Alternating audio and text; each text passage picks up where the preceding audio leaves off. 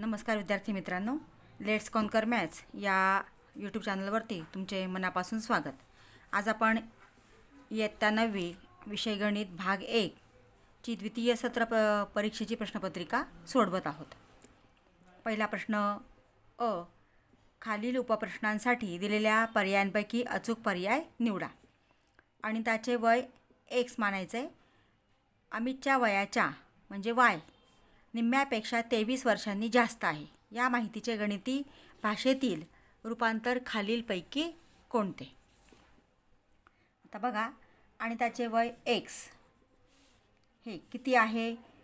तर म्हणून बरोबर अमितच्या वयाच्या निम्म्यापेक्षा म्हणजे अमितचं वय आहे वाय, त्याच्या निम्म्यापेक्षा, निम्म म्हणजे भागिले 2, निम्म्यापेक्षा 23 वर्षांनी जास्त आहे. जास्त अधिक शब्द असतील तर ते मिळवा म्हणजे अधिक 23. म्हणजे एक्स बरोबर y/2 अधिक 23 हे समीकरण किंवा हे गणिती रूपांतर तयार झालेलं आहे. तर त्यातलं शोधूया आपण आता. हेच एक्स बरोबर y/2 अधिक 23 म्हणजे हा पर्याय ए आहे. उत्तरपत्रिकेत तुम्ही फक्त पर्याय लिहायचा आहे. एका व्यक्तीने 2020-21 मध्ये मिळवलेल्या उत्पन्नाचे कर आकारणी वर्ष पुढीलपैकी कोणते? आता इथं 20-21 आहे म्हणजे कर आकारणी वर्ष जे असतं ते पुढचं असतं म्हणजे 21-22. 2021-22 बघा आता कुठं आहे? 2021-22 म्हणजे पर्याय सी आहे. तिसरं गणित 90 ते 95 या वर्गाची वरची मर्यादा कोणती? वरची वर्गमर्यादा कोणती? आता या दोघांमध्ये सुरुवात आणि शेवट अशी असते वर्गाची. तर हा पहिली जी संख्या असते ती खालची मर्यादा असते आणि नंतरची जी असते ती वरची वर्गमर्यादा असते.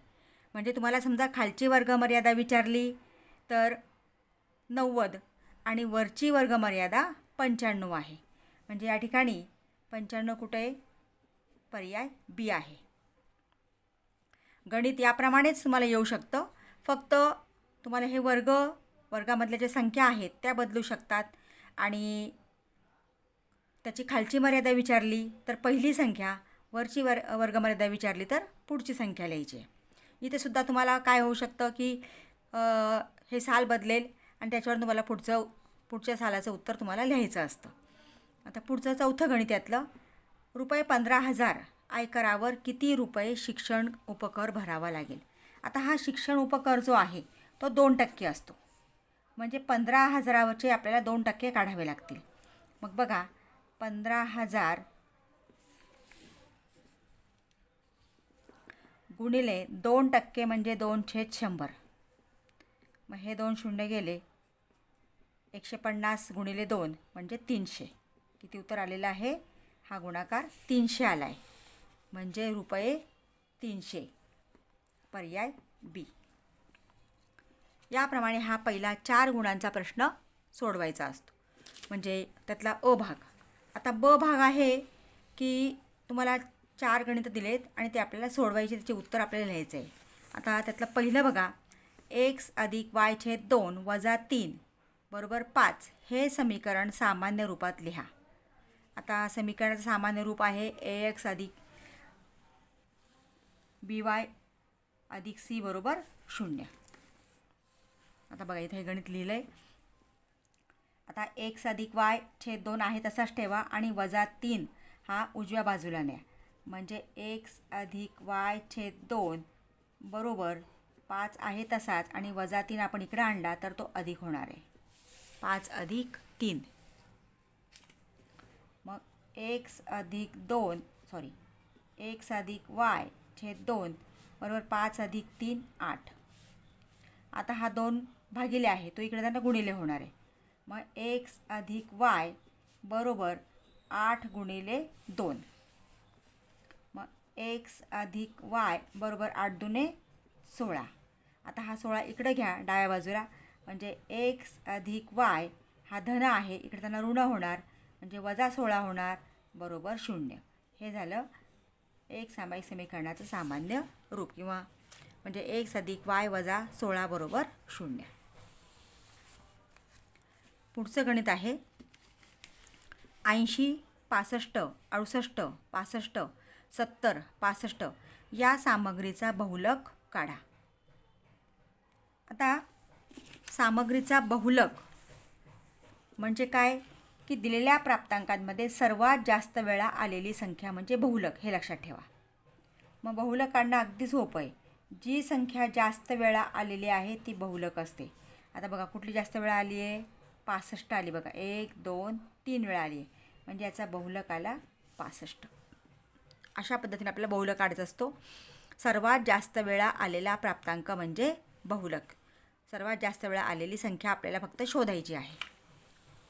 आता पुढचं गणित, जर x अधिक y बरोबर 8 व x वजा y बरोबर 2 तर xy किंमत किती. आता आपल्याला xy किंमत विचारली म्हणून आपल्याला x आणि y किंमत काढावी लागेल आणि त्या दोघांचा गुणाकार केला की आपल्याला xy किंमत मिळणार आहे.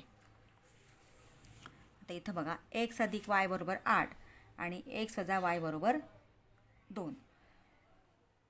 हे एक सामायिक समीकरण सोडवताना इथं दोन्ही चलांचे सहगुणक समान आहेत. इथं वायचे चिन्ह भिन्न आहेत म्हणजे आपल्याला समीकरण 1 आणि 2ची बेरीज करावी लागेल. समीकरण 1 अधिक समीकरण 2. मग x अधिक y बरोबर 8, x वजा y बरोबर 2.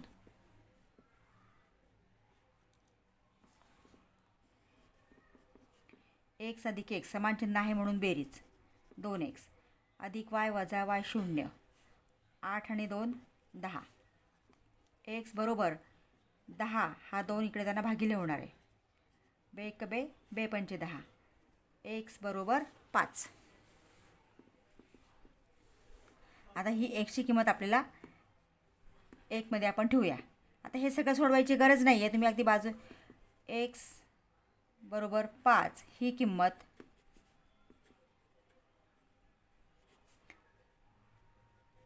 समीकरण 1 मध्ये ठेवून अशाच पद्धतीने तुम्हाला एक सामायिक समीकरण सोडवासुद्धा येऊ शकतं. 1 मध्ये ठेवून मग x अधिक y बरोबर 8, xची किंमत ठेवली आपण 5 व अधिक y बरोबर 8, y बरोबर 8 अधिक 5 इकडे त्यांना वजा होणार म्हणून y बरोबर 3. आपल्याला किंमत विचारलेली आहे xyची. मग xy बरोबर xy म्हणजे 5 गुणिले y असा याचा अर्थ आहे. मग 5 गुणिले yची किंमत 3 बरोबर 15. अशा पद्धतीने आपल्याला xyची किंमत काढायची असते. पुढचं चौथं गणित आहे. 80C या कलमान्वये विविध प्रकारच्या गुंतवणुकींपैकी जास्तीत जास्त किती रुपयांपर्यंत वजावट मिळते. तर ही वजावट जी आहे ती 1.5 लाखापर्यंत मिळते. म्हणजे 1,50,000 पर्यंत आपल्याला वजावट मिळू शकते.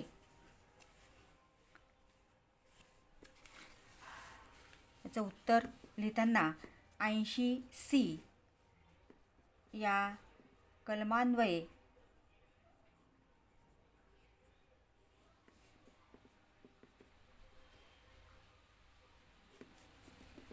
विविध प्रकारच्या गुंतवणुकींपैकी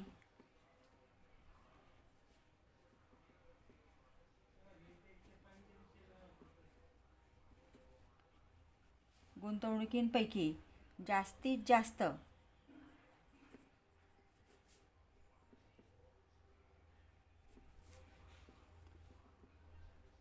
1,50,000 रुपये वजावट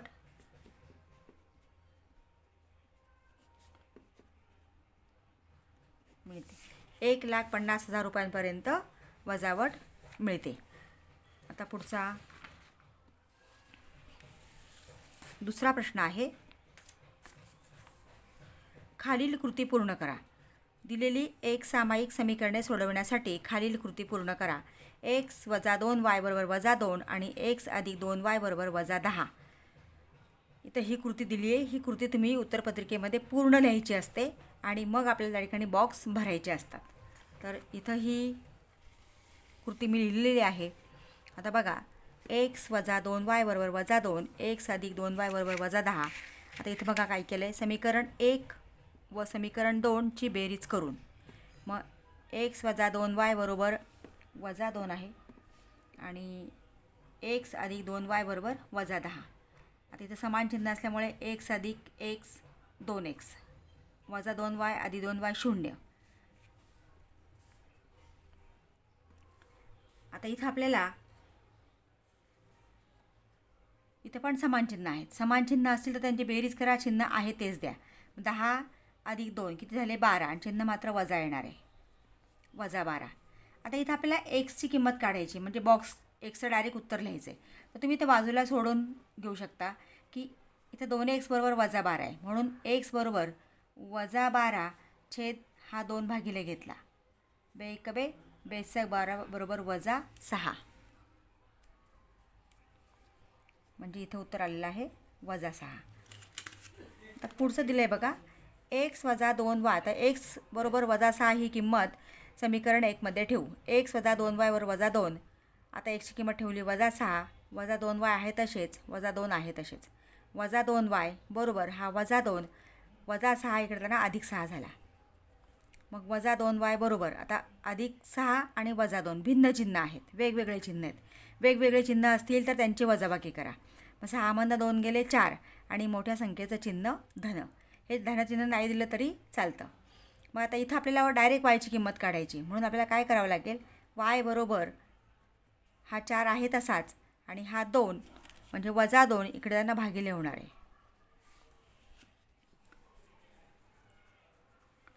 मग 4 बे 1 बे, बे 2 4 आणि हे ऋणचिन्ह म्हणजे -2, y बरोबर -2. मग आता उकल काय आली बघा, आधी एक्सची किंमत लिहायची, -6 -2. तेथे कंस दिलेलाच आहे. ही दिलेल्या सामग्रीची उकल आहे. याप्रमाणे हे कृती सोडवायची असते. दुसरे गणित, रामूचे मासिक उत्पन्न श्यामच्या मासिक उत्पन्नाच्या 60% आहे. जर श्यामचे मासिक उत्पन्न 15,000 असेल तर रामूचे मासिक उत्पन्न काढण्यासाठी खालील कृती पूर्ण करा. आता श्यामचे मासिक उत्पन्न बघा, आता इथं हे लिहायचं आहे, श्यामचे मासिक उत्पन्न किती दिले आपल्याला, श्यामचे मासिक उत्पन्न 15,000. कृती पूर्ण करणं अगदी सोपं असतं, बरीचशी उत्तरं तिथेच आपल्याला दिलेली असतात. आता पुढचं आहे रामूचे मासिक उत्पन्न बरोबर इथं आपल्याला बॉक्स भरायचे. बघा, रामूचे मासिक उत्पन्न 15,000 गुणिले 60/100, कारण 60% आहे. हे 15,000 ते 2 शून्य आणि 100चे 2 शून्य गेले, म्हणजे ते काय शिल्लक राहिले बघा,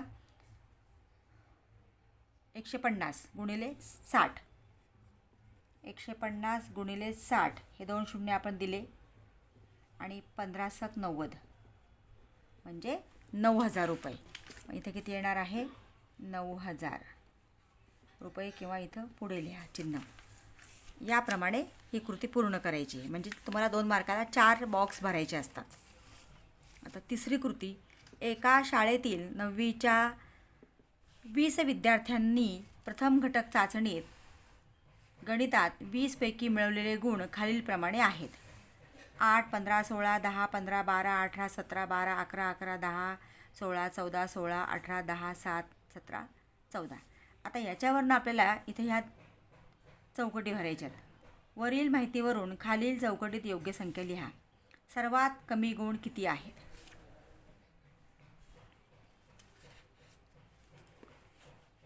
बघा, आता सर्वात कमी गुण इथं 8, 8च्या आधीचे आहेत का बघूया आपण, 7.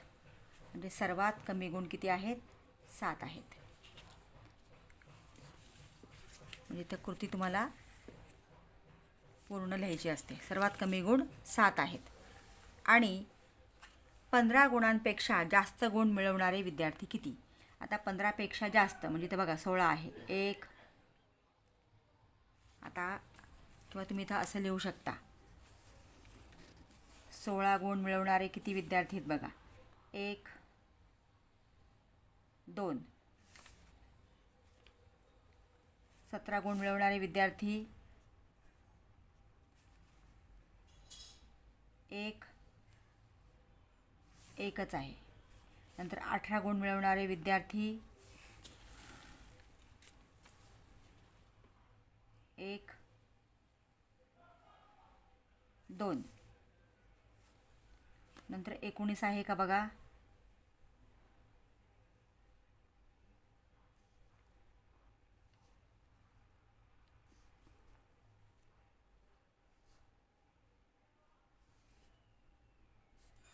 1, 2, 3. 3 आहेत हे. आणि 17 गुण मिळवणारे विद्यार्थी 1, 2 आहेत. म्हणजे 3 आणि 2, 5 आणि 2, 7 विद्यार्थी आहेत.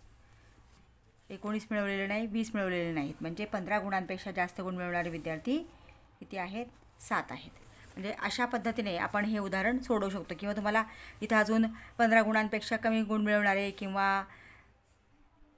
10 गुणांपेक्षा जास्त गुण मिळवणारे असा कुठलाही प्रश्न येऊ शकतो. तर तुम्ही किंवा इथं तुम्ही मोजले तरी चालते. बघा 15पेक्षा जास्त म्हणजे 16, 1 याप्रमाणे मोजलं तरी चालेल. 2, 3, 4, 5, 6 आणि 7 याप्रमाणे. पण जास्त असतील तर तुम्ही याप्रमाणे करू शकता. आता पुढचा ब प्रश्न आपण घेणार आहोत.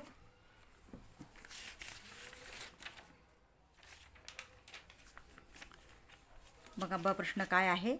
एक्स, त्यातलं पहिलं, एक्स आणि वाय या चलांचा उपयोग करून 2 चलातील रेषीय समीकरणे सोडवा. लिहा. रेषीय समीकरणे लिहा. एक्स आणि वाय चलातील आपल्याला कोणतेही 2 म्हणजे ही 2 चलं वापरून आपल्याला 2 चलातील 4 रेषीय समीकरणे तयार करायची आहेत. मग तुम्ही कशाही पद्धतीने करू शकता. एक्स अधिक वाय बरोबर 8 किंवा 2x वजा 3y बरोबर 12 किंवा 4x वजा 5y बरोबर वजा 6. नंतर x अधिक 2y बरोबर 11. तुम्ही इथे कुठल्याही संख्या वापरू शकता आणि त्याप्रमाणे 4 समीकरण आपल्याला तयार करता येतात. पुढचं आहे दुसरं. पुढीलपैकी व्यक्तींना दिलेल्या करपात्र उत्पन्नावर आयकर भरावा लागेल किंवा नाही ते लिहा. आता श्री गांधी वय 81 वर्ष, करपात्र उत्पन्न 4,75,000. यांना कर भरावा लागणार नाही कारण यांचं वय 81 आहे. 80 वर्षापेक्षा करपात्र उत्पन्न हे 5 लाखापेक्षा जास्त असेल तर त्यांना कर भरावा लागतो, नाही तर त्यांना भरावा लागत नाही. म्हणजे यांचं उत्पन्न 5 लाखाच्या आत आहे म्हणून कर भरावा लागणार नाही.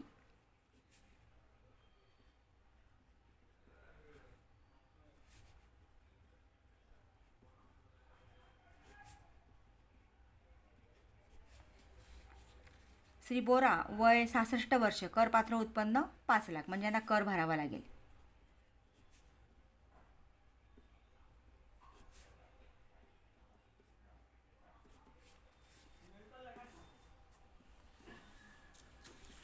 आता पुढचं तिसरं गणित बघा. पुढील सारणीत काही कुटुंबातील 14 वर्षाखालील अपत्यांची संख्या दर्शवली आहे. यावरून 14 वर्षाखालील अपत्यांच्या संख्यांचा बहुलक काढा. तर बहुलक म्हणजे काय की सर्वात जास्त वेळा आलेली संख्या. म्हणजे इथं वारंवारता दिली बघा. सर्वात जास्त वारंवारता कोणती आहे? 25 आहे.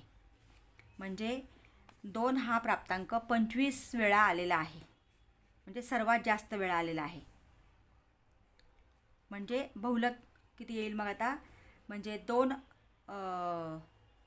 अपत्यांच्या संख्येचा बहुलक किती आहे? 2 आहे. कारण वारंवारता 25 आहे. म्हणजे 2 अपत्यांची संख्या जी आहे ती सर्वात जास्त वेळा आहे. आता हे उत्तर लिहून घेऊया आपण. तिसरं गणित आहे ते. 2 प्राप्तांकांची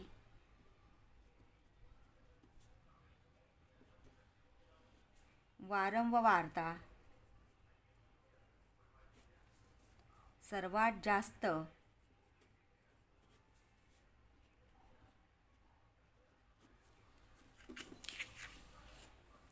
म्हणजे 25 आहे. म्हणून अपत्यांच्या संख्येचा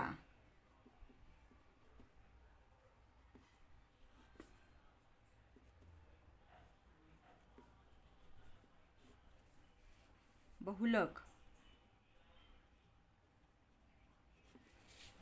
2 आहे.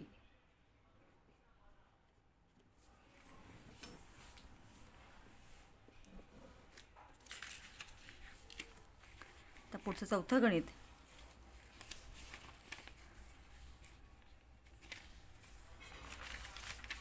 ज्यांचा गुणाकार 81 आणि बेरीज 18 आहे.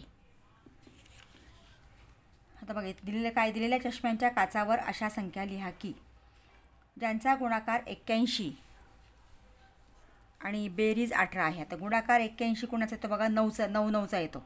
9 गुणिले 9 81, 9 9 81 आणि 9 आणि 9 18. म्हणजे इथं एका काचेवरती 9 येणार, दुसऱ्या काचेवरती सुद्धा 9 येणार, कारण 9 गुणिले 9 81, 9 9 81 आणि 9 9 18. आता हे मी तुम्हाला इथंच सोडवून देते, हे तुम्ही उत्तरपत्रिकेमध्ये लिहायचं आहे. ज्यांचा भागाकार 4 आहे आणि गुणाकार 36 आहे. आता गुणाकार 36 असलेल्या कोणत्या कोणत्या संख्येत बघा, 6 गुणिले 6 36 येतं, पण 6ने 6ला भागलं तर मात्र 1 येतं, म्हणजे आपल्याला उत्तर यायला पाहिजे 4. नंतर 9 गुणिले 4, 9 गुणिले 4 पण 36 येतात, पण 9/4 केलं तर मात्र 4 येत नाही. आता आपण 12 त्रिक 36 पण येतं बघा, 12 त्रिक 36 अशा जोड्या आपल्याला शोधाव्या लागतात. आता 12ला जर 3ने भागलं तर 4 येतात, 3 चौक 12. म्हणजे काय येणार आहे, जोडी कुठली आहे आपल्याला मिळालेली, बरोबर ही जोडी. ह्या दोन जोड्या आपल्याला घेता येणार नाहीत, कारण इथं एक अट जरी मान्य होत असली, म्हणजे गुणाकार इथं 36 36 येतो आहे, परंतु भागाकार मात्र आपल्याला पाहिजे तो 4 येत नाही आहे. म्हणून 12 गुणिले 3 36 आणि 12/3 4, म्हणजे ही जोडी आपल्याला घ्यावी लागेल. म्हणजे एका काचेवरती 12 आणि दुसऱ्या काचेवरती 3. आता पुढचा प्रश्न बघा. मुकुंदचे 7 वर्षांचे सोयाबीनचे एकरी उत्पन्न क्विंटलमध्ये 10, 7, 5, 3, 9, 6, 9 असे आहे. यावरून सोयाबीनच्या एकरी उत्पन्नाचा मध्य काढा. आता हे लिहून घेऊया आपण. कितवं गणित आहे ते, 5वं गणित आहे. आता दिलेली सामग्री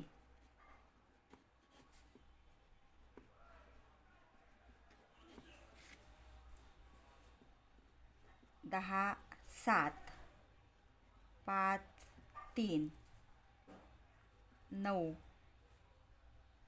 6 आणि 9. आता मध्य म्हणजे काय विद्यार्थी मित्रांनो, सरासरी एक लक्षात ठेवा. आणि सरासरी तुम्हाला 7वीपासून झालेला आहे. मग मध्य बरोबर सर्व प्राप्तांकांची बेरीज, सर्व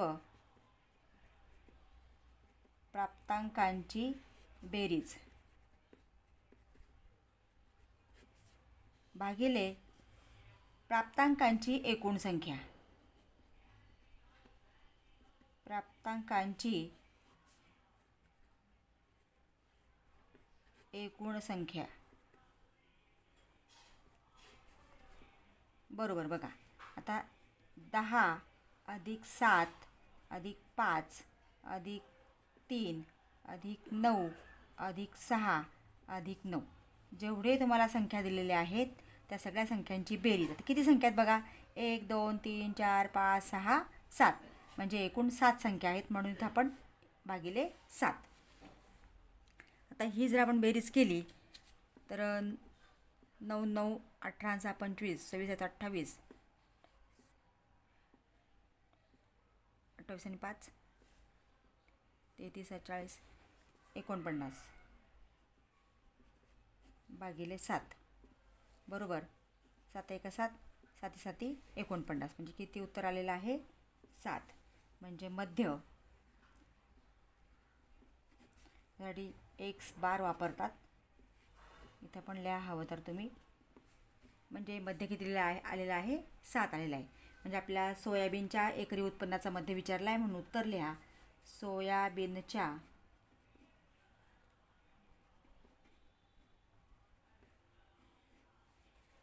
एकरी उत्पन्नाचा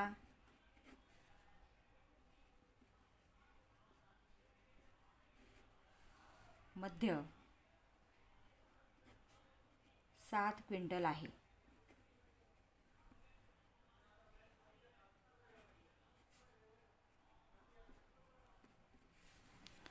अशा पद्धतीने विद्यार्थी मित्रांनो ही उदाहरणं सोडवायची आहेत. विद्यार्थी मित्रांनो, तुम्ही अजूनही चॅनलला सबस्क्राईब केलं नसेल तर प्लीज चॅनलला सबस्क्राईब करा. याच प्रश्नपत्रिकेतील पुढच्या प्रश्नांचे व्हिडिओ मी लवकरच अपलोड करणार आहे. त्यासाठी बेल आयकॉन प्रेस करा. व्हिडिओ आवडला असेल तर लाईक करा आणि आपल्या मित्रांना शेअर करा की जेणेकरून त्यांनाही प्रश्नपत्रिकेचा सराव करता येईल. थँक्यू.